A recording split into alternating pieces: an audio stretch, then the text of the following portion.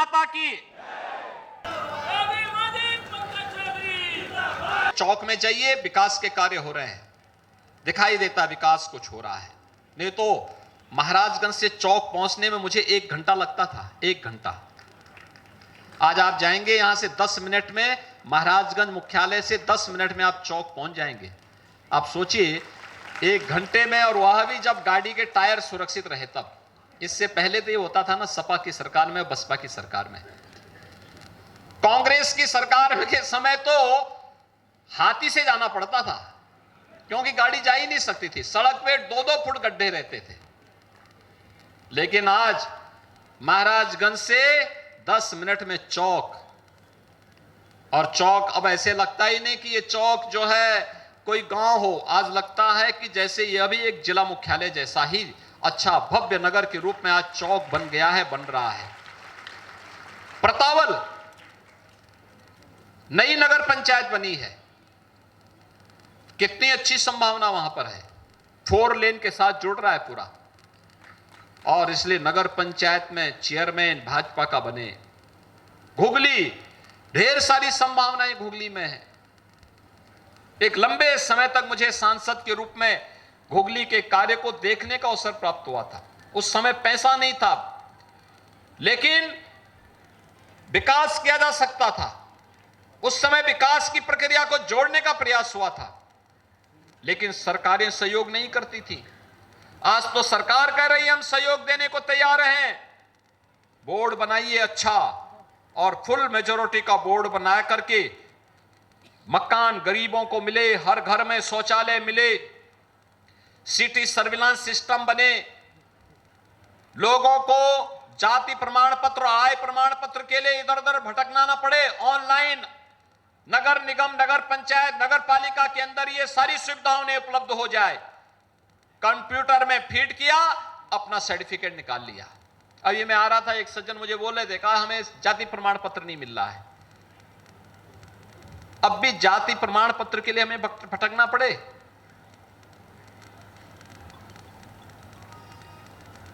हम लोग अपने नगर निकायों को और ग्राम पंचायतों को ऐसा बनाना चाहते हैं कि किसी भी व्यक्ति को अपने प्रमाण पत्र के लिए इधर उधर न भटकना पड़े। ग्राम पंचायत के व्यक्ति को ग्राम पंचायत में, और नगर पंचायत और नगर पालिका के व्यक्ति को नगर पालिका और नगर पंचायत के अंदर से प्रमाण पत्र तत्काल उपलब्ध हो जाए और ये ऑनलाइन हो जाए। कहीं जाने की आवश्यकता ही नहीं है, लेकिन उसके लिए अच्छे बोर्ड को गठित करने की आवश्यकता है। टैक्स जमा करना है तो टैक्स जमा करने के लिए हम अपने घर से ही ऑनलाइन उसको जमा कर लें, वहां कार्यालय में लाइन लगाने की नौबत ही ना आने पाए। सेफ सिटी के रूप में हमारे नगर होने चाहिए। एक जगह से बैठ करके हम सिटी की पूरी व्यवस्था को, आपने देखा होगा कोरोना कालखंड में हमने हर जनपद में ICCC का गठन किया था, integrated command and control centre.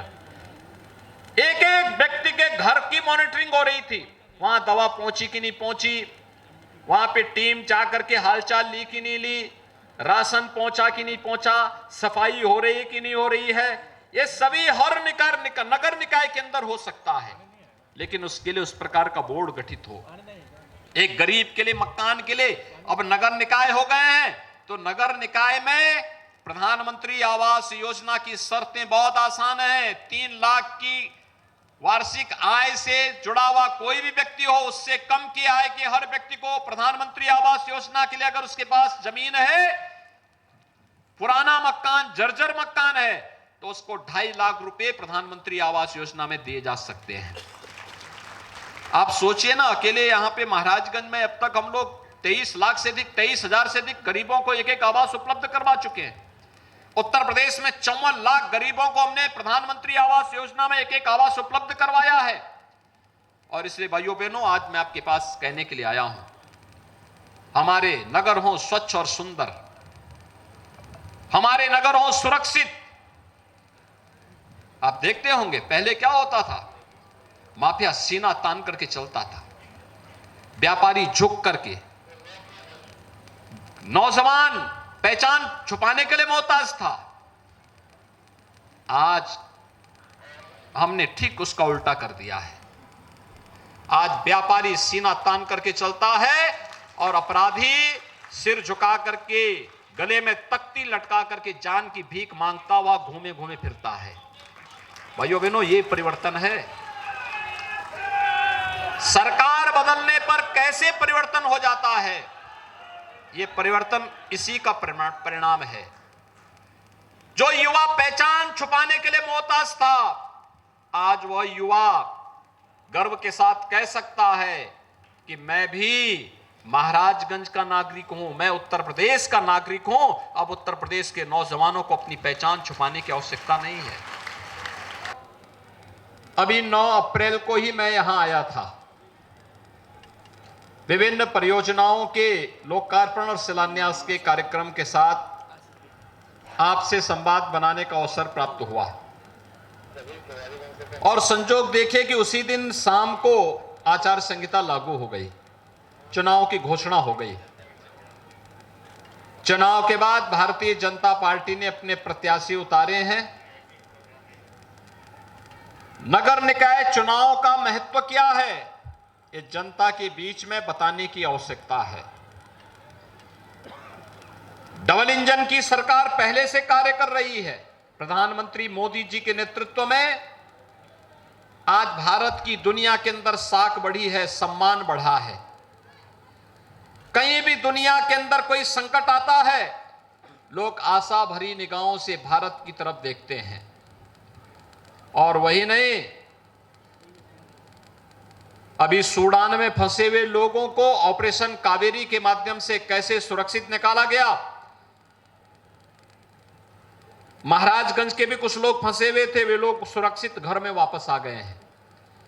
यानी जिस देश में खून खराबा हो रहा हो और भारत के लोग सुरक्षित निकाल करके, भारत के नागरिकों को सुरक्षित निकाल करके उनके घरों तक पहुंचाया जा रहा हो, इससे पहले कभी नहीं हुआ। यह प्रधानमंत्री मोदी जी के ही द्वारा संभव हो पा रहा है और डबल इंजन की सरकार के द्वारा उनको सुरक्षित घर तक पहुंचाने का कार्य किया जा रहा है।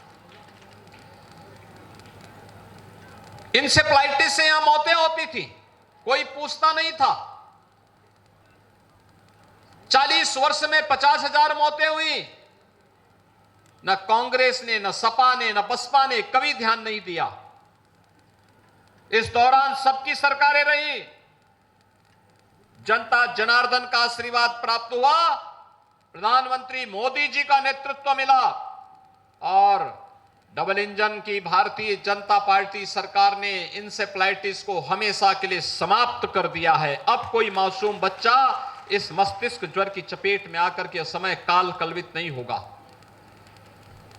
कोरोना जैसी महामारी के दौरान फ्री में टेस्ट, फ्री में उपचार, फ्री में वैक्सीन और 3 वर्ष से फ्री में 80 करोड़ लोगों को देश के अंदर, 15 करोड़ लोगों को उत्तर प्रदेश के अंदर फ्री में राशन की सुविधा का लाभ। यह भी डबल इंजन की सरकार का कार्य है।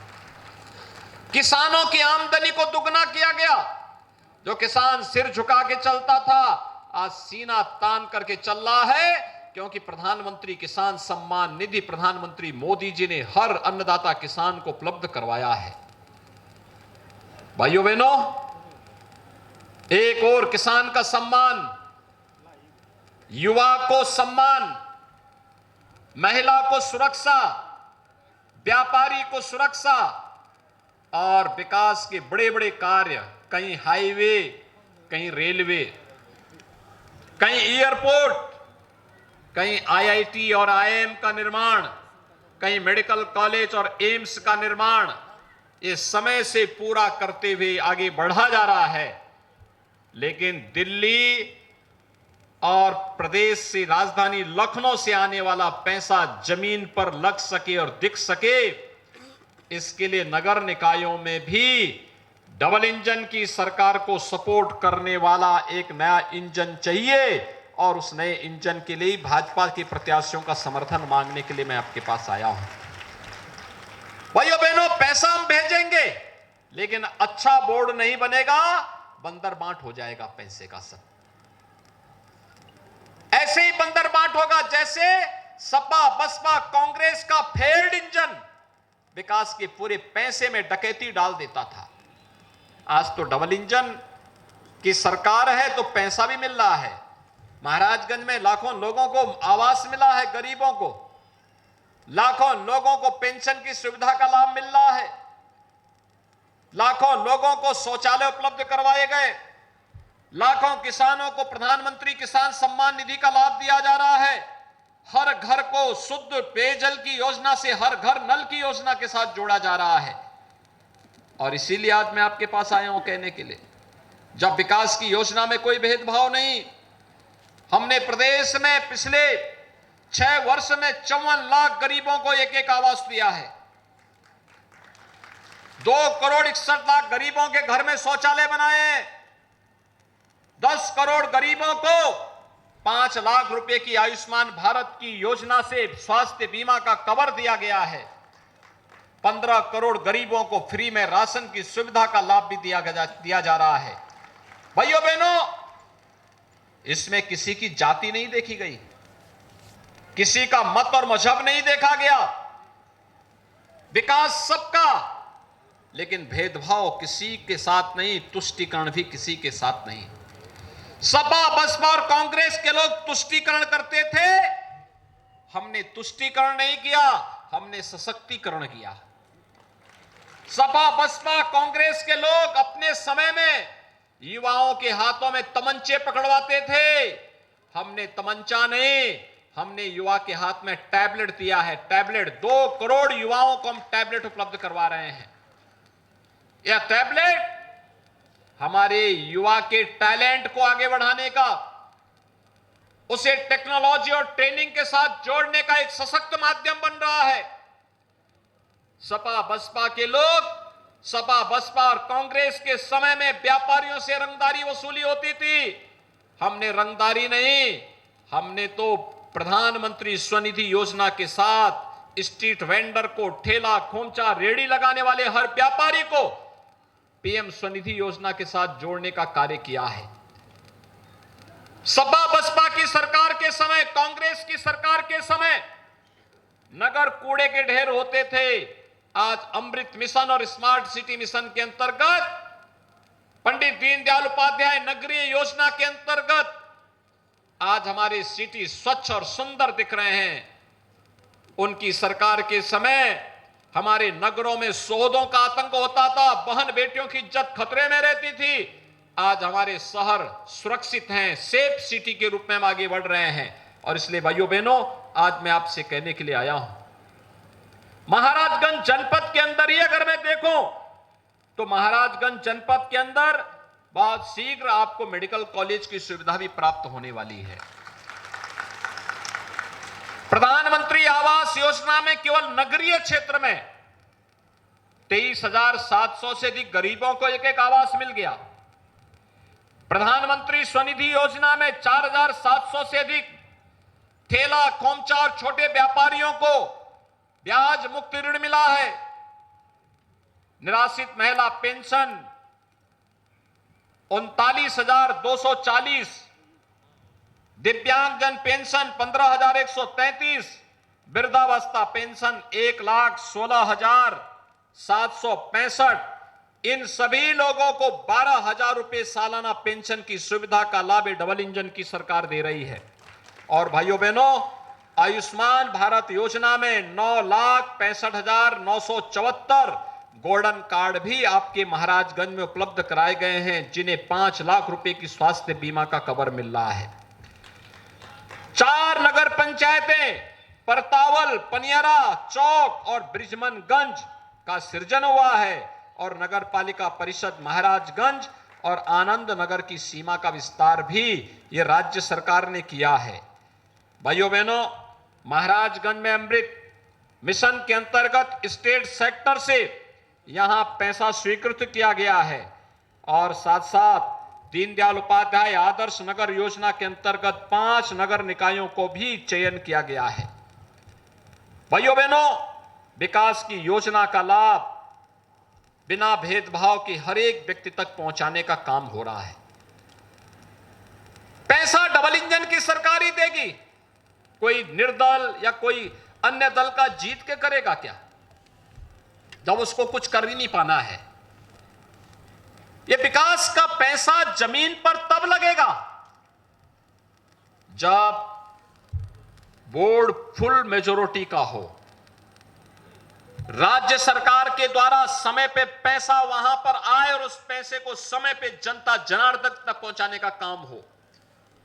अन्यथा भाइयों बहनों, ये त्रिशंकु की तरह जनता बुनियादी सुविधाओं से त्रस्त रहेगी। गलत लोग आ गए, पैसे का बंदर बांट करेंगे, जनता को कुछ नहीं मिलेगा और जनता गंदगी के ढेर में त्राही त्राही करने के लिए मजबूर होगी।